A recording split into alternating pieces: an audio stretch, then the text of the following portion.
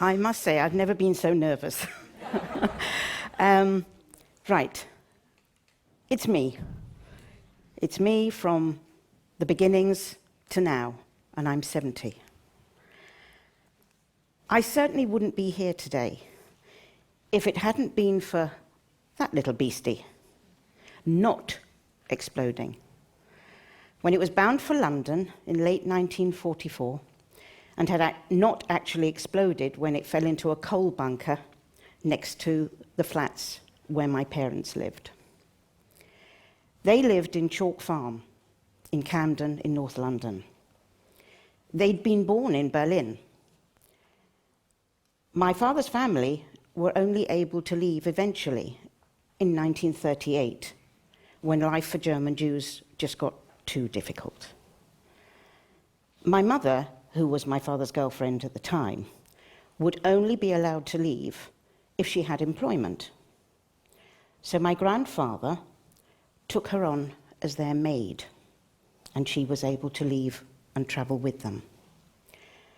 The Nazis, however, reneged upon their promise of sending her own mother along afterwards, and she was inevitably shipped off to Bergen-Belsen and then to Auschwitz, where her life ended.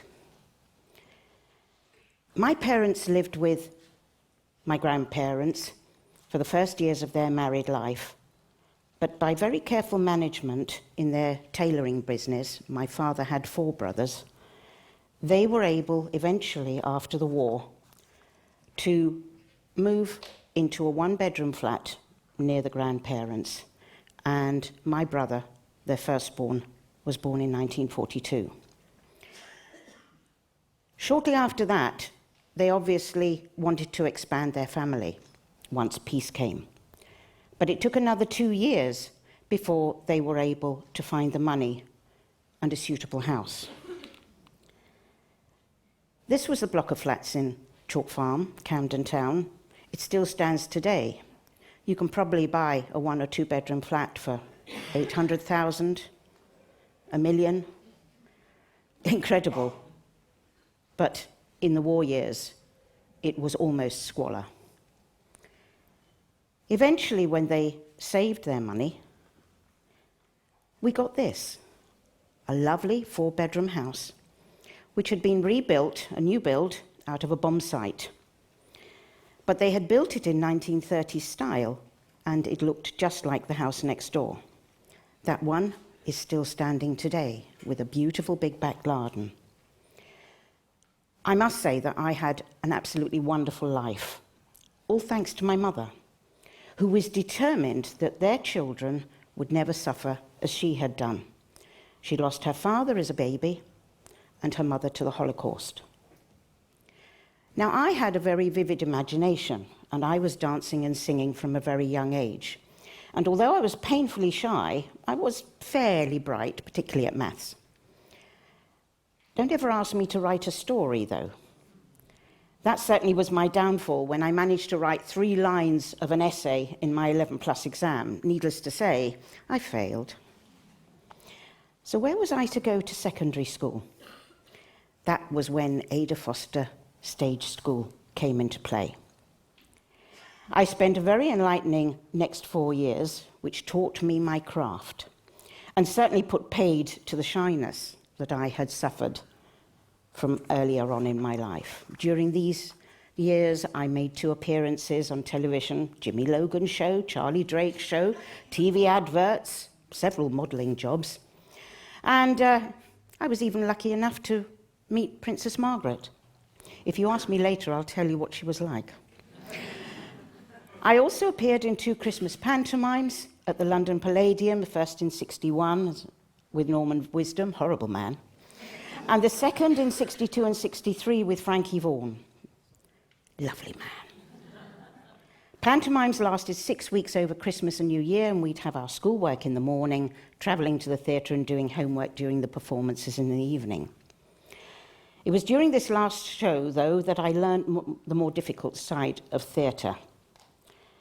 I realised, I must show you, however, if I can. Are you going? Oh, that's the little me. She was quite pretty, really. And that's the me at Ada Foster. I appeared in the shows.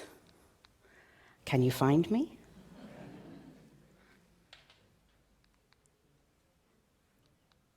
Oops, back we go again. I had a rehearsal, believe it or not.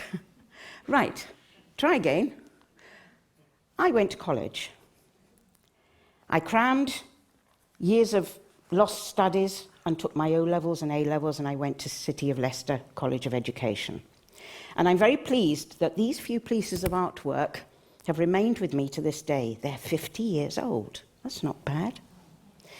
And I befriended two Gibraltarian girls, so it must have been destiny that I should meet a certain gentleman. And we were married in 1972. But immigrating to Gibraltar was quite daunting for me. We bought a flat in Marina Court. My astute mother had always advised me, put your money in property. It will always grow in value. And we know that to be true. I had no problem in finding a teaching job and spent most of the next 35 years at Bayside. I think that I have taught about 60% of the male population between the ages of 22 and 57. With my husband Johnny running the Gibraltar Regiment Drama Group over the next 20 years, from 72 to 92, I was able to appear in a myriad of plays. We gained a fair number of awards. The Collection, White Liars, Hunting Pink. We had The Lesson, One Season's King. And then later in the 80s, we produced farces including Marble Arch, Move Over Mrs. Markham, what was the other one? No Sex Please We're British, the original one. Well, after UK, of course. Unfortunately, I've got no photographs of these, so if any of you have any photographs of theatre, do send them to me, please. My musicals included the role of Eliza Doolittle in 1974, My Fair Lady, and my favourite, of course, Fiddler on the Roof. I played twice. 1973, I was Zytel, the eldest daughter. And in 1992, under the great lamented Leslie Zamet, I was able to play Golda. And that, of course, is my favourite character for a Jewish girl. In the early 2000s, we took a break from plays. My husband was writing a book, and I was helping children and young adults in courses in acting and theatre craft. And then, of course, in March 2012, 40 years of marriage, he was suddenly taken. It has taken a few years, but I have recently bounced back. I joined White Light with Llévame donde nací. I had a bit part, but it was fun, and I could come back to the stage. I just love it, being in front of an audience, and if I know what I'm doing, hopefully it's well received. Since then, we've also done the Blackadder series in the recent festivals, and of course, I am the new Nursey. So, I hope to do some more of these. We're just waiting for two of our great actors to come back so we can do some more for your pleasure. Here's the drama festival. I think Julian was referring to the left-hand picture where I played a sort of, I don't want it to sound facetious, but like a Russian babushka. And I was so scared I wasn't to move. And I didn't. And everybody's eyes apparently were on me. Good. Because then I am succeeding. Now, this year's drama festival will see something a little bit different. It's a challenge, a very topical play about Alzheimer's disease and dementia. It has the effects on the sufferer and her two girls. So, with that in mind, I haven't quite hung up my clogs. I am going to carry on in theatre with your help. And I look forward to seeing you around. Thank you.